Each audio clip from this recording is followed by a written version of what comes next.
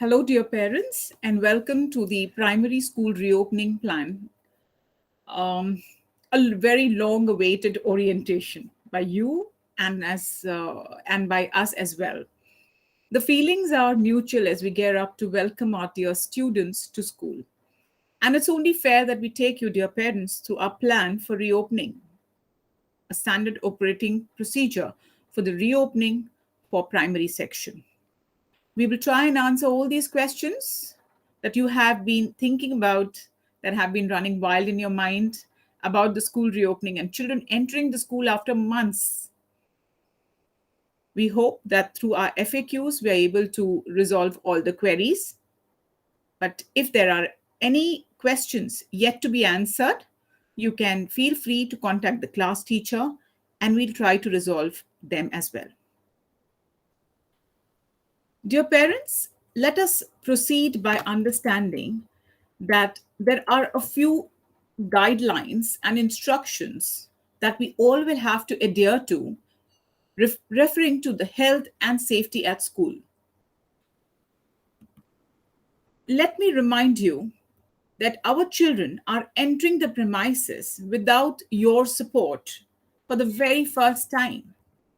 For the past few months, they have been traveling with you and you have been monitoring them very closely. But here in the school, they have to be on their own. And so it is very important that you remind your children the importance of keeping physical space between them and others, especially friends and significant other people in and around school. That is the employees, the staff. It's important to chat with your children in an age appropriate way to reinforce the value of social distancing. Kids, as you all know, naturally draw closer when they reunite with their friends, especially when it is happening after a very long time. The younger the children, the less aware they are of a 6 feet distance, what actually it means. So please do demonstrate what safe distance is as per their understanding, as per what they understand. You tell them, please maintain 6 feet distance, they won't understand. Neither can we send with them a scale or a measuring tape.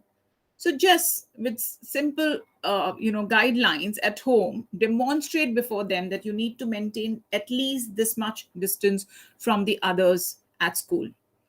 Give them some common scenarios like how to space out while entering and leaving the school premises, on the staircase, in the classroom, in the restroom, and also while waiting in queue, and so on.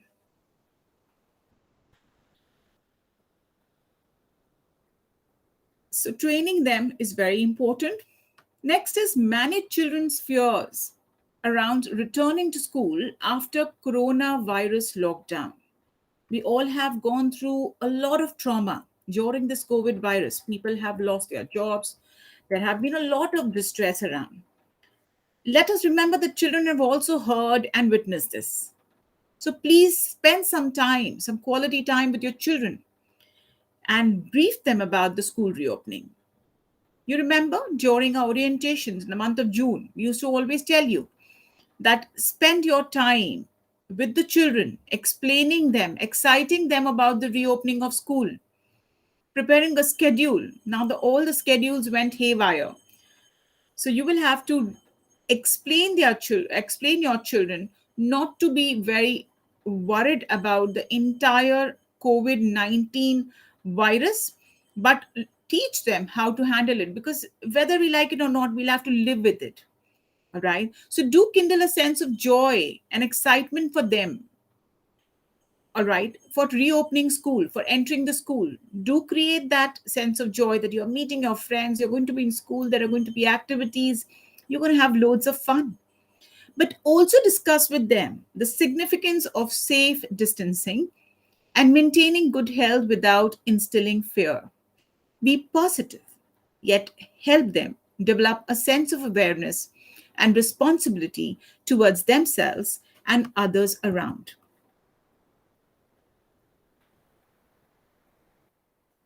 Now, this is one of the most important protocol that children will have to follow and adhere at all given points of time. Make sure your children are familiar with the rule of wearing mask at all times and other related school policies that we may roll out eventually, such as how to dispose of used masks, how to dispose of safely without the risk of contaminating masks in classrooms and playgrounds. And very important, dear parents, pertinent you understand that you send a disposable fresh mask in a sealed envelope in your child's bag. Just in case if the child has dropped the mask, he or she should have a spare one in the bag. We will not be providing any mask from school because that is again a big risk. We don't want to take that. So please, on your own, a disposable mask has to be put in the child's bag in a sealed envelope so that just in case if it is required, the child can use it. Very importantly, we all know the mask has to be worn in such a way that it covers the nose and the face of the child. Teach your child that we are getting very used to pulling our mask down and leaving our nose and part of our mouth open. It doesn't solve any purpose if you wear a mask lower. So, how to cover your nose well and the mouth has to be taught to the children. This is extremely important for the safety of the child. Let's move on. Now, this is the most important thing, hand washing. We all have heard it that during COVID 19, if your hands are clean, you're wearing a mask, nothing can affect you. You are safe. Hand washing is one of the easiest, more cost effective, and a most efficient way of combating the spread of germs and keeping students or children in a safe environment, in a safe and healthy lifestyle. So let's teach a very simple, basic, preliminary 5 hand washing steps at home. Wet hands with safe running water. Apply soap to cover the wet hands. Scrub your hands for at least 20 seconds. Rinse your hands well under clean running water. Dry your hands using a clean towel. Now, we won't be putting a towel, or as in the previous years, we used to keep a napkin in the school, but this time we will not be doing it. Child will be required to carry a clean towel from home, a handkerchief, all right, and use it after washing his or her hands. Let's move on to the next step. Let's understand what the operations of cleaning and disinfecting at school, what are the operations that are going to be taking place at school, right? Now, the school has already started for grade 8th and 9th in the past. We ran the school successfully. None of the children were contaminated. None of them were diagnosed with COVID-19. Despite of them regularly attending school, none of them got affected by the virus. So we have been really successful in maintaining the high quality standards of sanitization at the school level. And we assure you that the same will be followed even in the future with the entire school reopening. This is being done after an SOP was developed with the academic intellectual team, and which is being followed by Aspinutan Academy.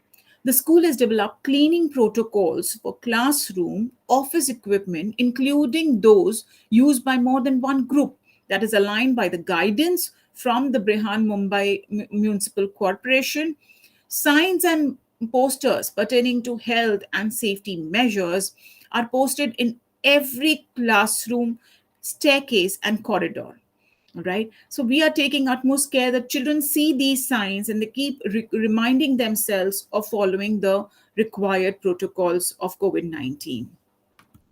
Let's move on to the most interesting aspect, which all of you may have been waiting for.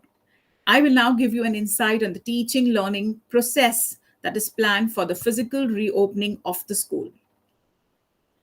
Dear parents, let us understand that we cannot call all of them together. So I'm sure all our students are excited to come to school. So are we.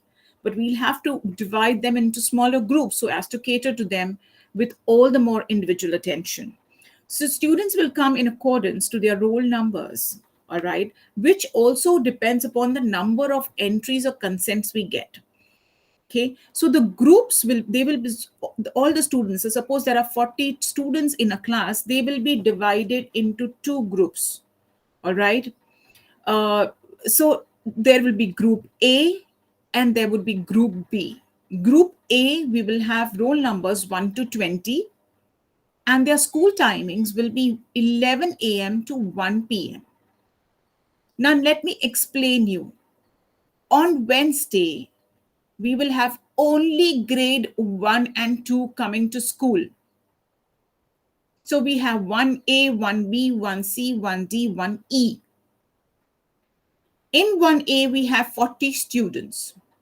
Out of those 40 students, they are divided in two groups, group A, group B. So out of the 40 students, 20 students would be coming in group A, 20 in group B. The names of the students in group A and group B will be posted in Google Classrooms. You cannot change your group. You cannot ask for any kind of recommendations, will not be entertained regarding group changes. Group A, whoever falls in group A, will be reporting to school 10 minutes before 11 a.m. Their school will start at 11 a.m. and will wind up at 1 p.m. Group B will report, that is shift 2 of the same class 1A, will report at 2 p.m. and the session will wind up at 4 p.m. The same process is followed for Thursday for grade 3, 4, and 5. Grades 3, 4, and 5 again will be divided each and every division into two groups. Group A will come at 11, leave at 1. Group B comes at 2, leaves at 4. I once again repeat and reiterate that you must report to the school at least 10 minutes prior to the school time to avoid any kind of unnecessary crowd or gathering, or parents waiting outside the school or students waiting in long queues for a very long time. Now, what are we planning to teach students during these online sessions? So offline sessions. Offline sessions will be for 4 periods. One period will be for outdoor physical activity, one for aesthetic activity, one for literacy, English and Hindi, and one for numeracy. We will be focusing on activities that help bridging the gap between the online and offline schools. So if you're expecting us to continue teaching whatever module or topic is being taught on the previous day in an online class, no, that's not going to be. We are focusing on the 4 skills and development of the 4 skills and bridging the gap between what has been left. We all know children have lost a good practice of writing, of reading, of speaking, of communicating, of interacting. And the prime focus in these offline school is to bridge that gap. Moving on, dear parents, there are other behavioral policies, no books, no resources, uh, uh, uh, updated behavioral policies which will be shared with you. Earlier, we had a policy which we shared during the initial orientation. This has slightly been modified, okay? And we want you to understand that children should now removing the mask and coming close to each other will also be treated like not acceptable behaviors. All right. Touching others' things, sharing compass box pencils and papers will not be treated as acceptable behavior. So we are going to brief the children, not that we're going to be very strict with them and uh, we're going to met out punishments. No, we are going to keep explaining them that this behavior is not allowed, and we want you also to explain children no sharing of any materials, no touching, no taking off the mask. All right. So these are the updated behavior policy which the teachers will be taking the students through on the very first day of offline schooling. No books or resources will be going home. That means no corrections will be done in the books. No, nothing will be sent with the child along the child at home. So no exchange, so that we want to make sure child is not touching anything that is contaminated. We will not be allowing the children access to library and class book corners. No sharing of books within the classrooms, and staff should not handle books feedback only to be given verbally. So that means we are not going to check the books. We will only be giving the child feedback verbally. Moving on, I know it's going to be the first day of primary children grade 1 entering the mainstream schooling. And I also understand the excitement in the parents and the grandparents. But if two parents and the grandparents come from one household, you can only multiply the numbers that would be standing outside the school gate. And hence, we request only one adult per household to accompany the child to school to avoid overcrowding. Parents can drop off the children at the school gate. We request parents to leave immediately after dropping. There will be teachers around to look after your child. He or she will be taken good care of. All right. So during your dropping and picking up, the children should avoid clashing of time with the next shift. You make sure you come to school to pick up your child on time, so that the second batch parents don't have to wait for their children to move in. So please be punctual. Details regarding the classroom and entry and exit gate will be uploaded on the Google Classroom. This has been already shared. Now coming to the online schedule, which obviously the days when they are not having offline school, they'd be having online school. So grade 1 and 2 will be having their online school on Mondays, Tuesdays, Thursdays, Fridays. And regular school will be functioning online. That means they'll be studying English, math, science, etc. EVS for grade 1 and 2. So there will be an online school on days when they do not report to school for offline. For grade 3, 4, 5, it will be Mondays, Tuesdays, Wednesdays, and Fridays. I hope this is clear. You can take an image of this, click a picture of this so that you remember it. There will be a change in the daily timetable, and unfortunately, a few periods like the book club, RWM, and library period, rendezvous with mentors, mindfulness sessions, these will be taken off. They'll be omitted. They'll be omitted to accommodate the loss of periods during the offline school. Because on the day when they're coming to school, they'll miss 4 or 5 periods, which we want to adjust. So there will be no other activities. Now, this is the most important thing, dear parents, that this has been sent to you. It's called the consent letter. We have already mentioned in the circular that your ward needs to carry this letter, the filled version, not a blank copy, but the filled version of the attached consent form on the first day where he or she attends offline school. You may take a printout of the attached document, fill it with required information, and send it along with your ward. Now, in case if the printout cannot be taken, the content in the attached letter can be written with the required information, and a handwritten letter can be sent with the student instead. Dear parents, please note that students who do not carry this consent letter will not be allowed to enter the classes. On that day, if you come and you say you forgot it, and if you request us to give us a printout or so, nothing, no request regarding that will be entertained. You will have to go outside, fetch a letter or write it outside the school gate, and then send your child in. So we are not going to allow any parent to crowd or, rather make any kind of such requests, and no child under whatever excuses will be allowed to school without the consent. Now, this is the most important part, parents. Please understand, we have to think for every child at school and not just yours. So you must remember there are other small children as well. So if the child is unwell, the parents are requested to take it seriously and avoid sending the child to school. I know you might say just 2 hours, it's just once a week. He will miss the class, and he'll get a chance only next week. But then he can put others to danger. So you are requested to inform the school authority of any health history of the child, other than COVID 19. If he has any kind of health issues, please inform us. In case there's a family member who is unwell, it is best not to send the child to school till the status of the sick person is known. And I hope what the status, what you, I hope you understand what I mean by status.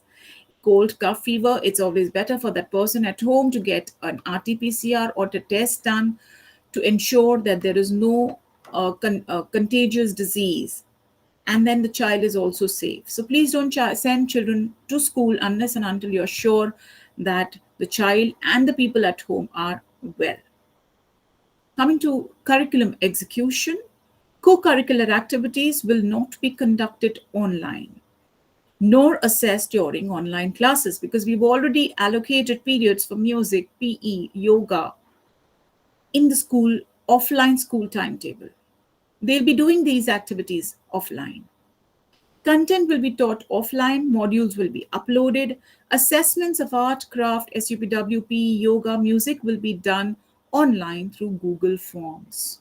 So whenever you receive a Google form, you can make the child go through the module once again and upload the content on the Google form.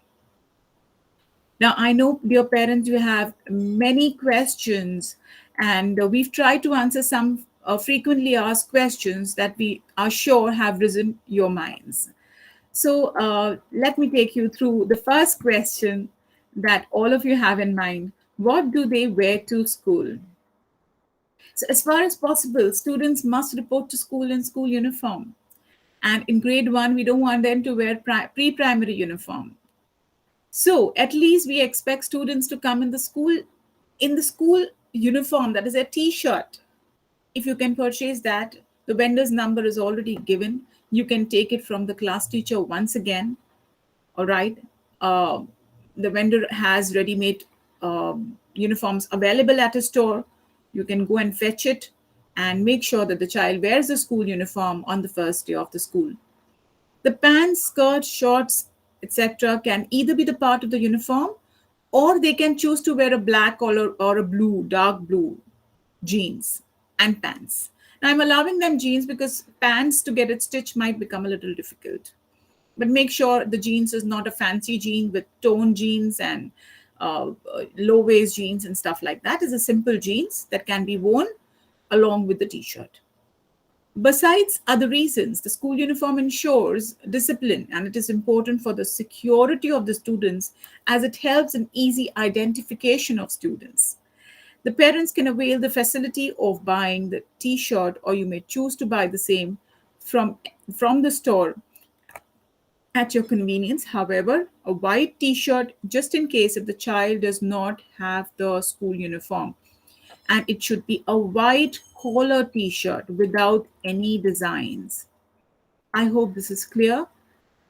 If you wish, you can get pants, skirts stitched. All right. Simple. White t-shirt can also be easily bought from the market. Now, for all the boys, it is expected. Now, all my boys have grown their hair really long and they look really smart, but it's not allowed in the school. So they should be properly trimmed. So proper haircut for the boys, and of course for the girls, they need to tie their hair in braid or plaits. Students must wear sport shoes only. Floaters, chappals, slip-ons, not allowed. So slippers and sandals will definitely not be permitted. I repeat, sport shoes only. The next question that some of you may have in mind, things to be brought to school. What should they carry? So they definitely must carry a hand sanitizer and an extra mask just in case. They must carry a notebook each.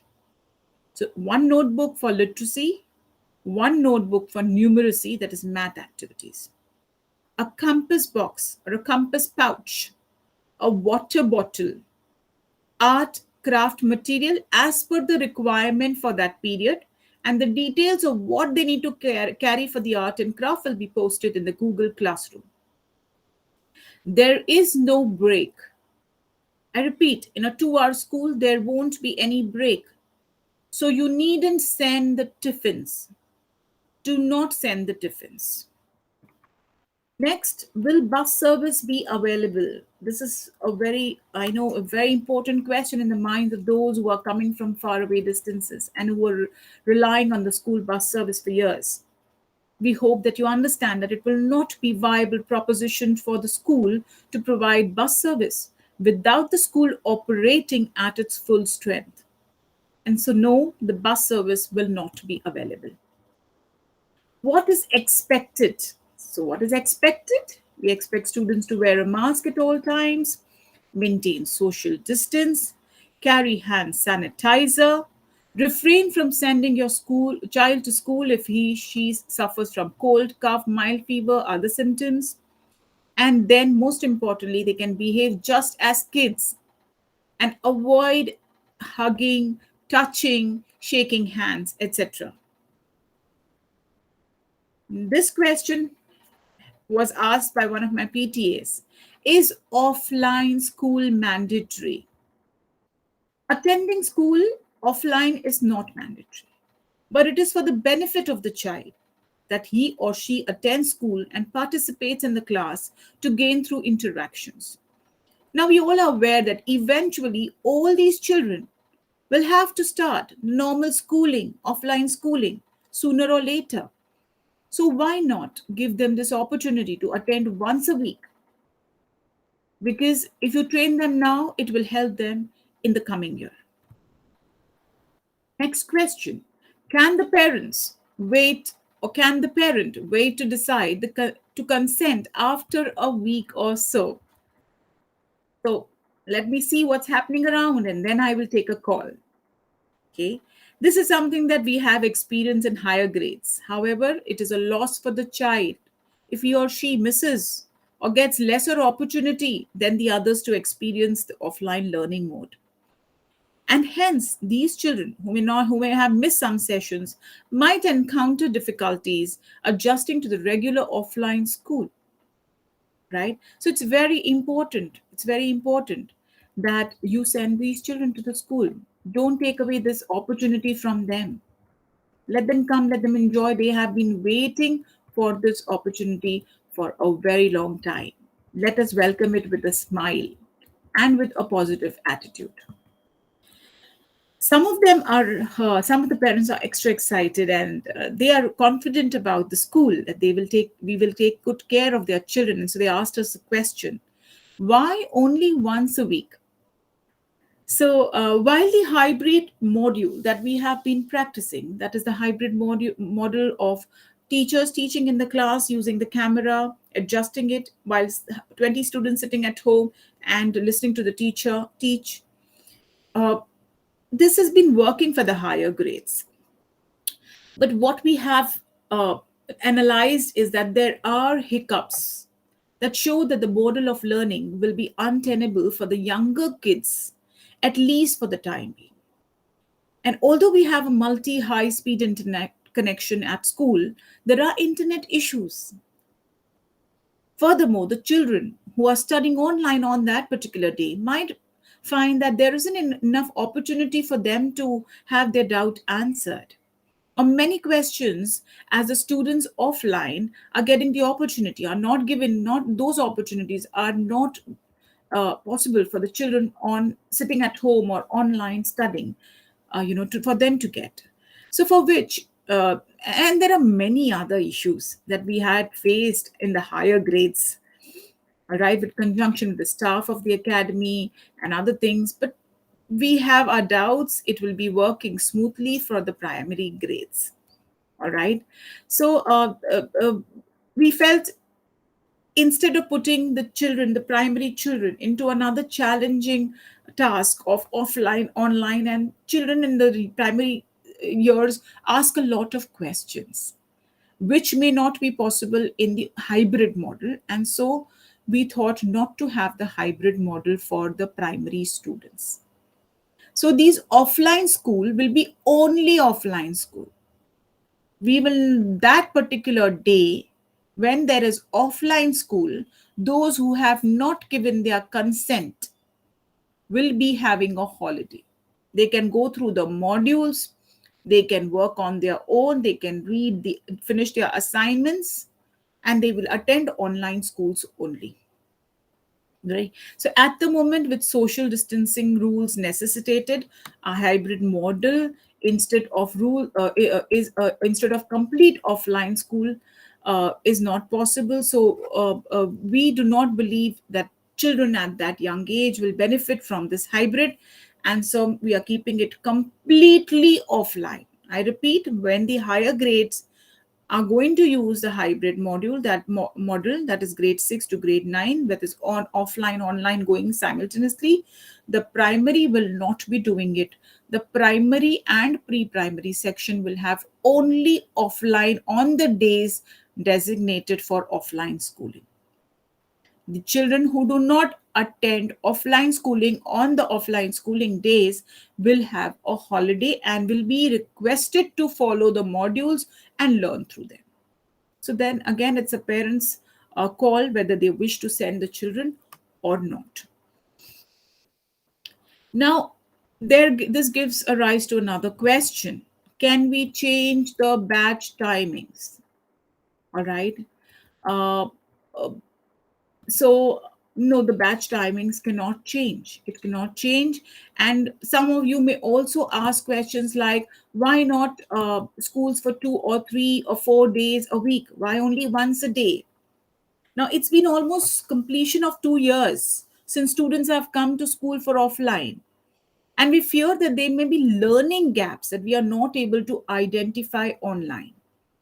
Now, when the students come to school once a week, what we intend to do is conduct a lot of activities that will help us to determine the learning gaps and to try to bridge them through worksheets and activities before these children of primary school move on to the next class, the next grade. So at least once a week, we will try to help them.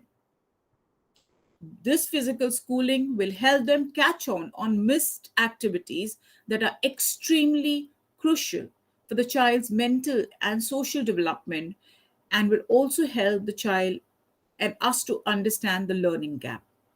And dear parents, for this, we solicit your help and cooperation. And we are hopeful that you understand that it is mandatory for these children to attend school. Will the teaching material be provided to those who do not come to school? If there is any written work that is assigned to the students, then we will perhaps upload it on the Google Classroom, like a worksheet or an activity sheet. We'll upload it, and then the parents can take a call and they can do it at their homes. All right. Other than that, there is not much of written work that will be done. There will be no curriculum taught. So be rest assured, your child sitting at home, not doing offline, will not be missing curriculum, but yes, missing a lot other things.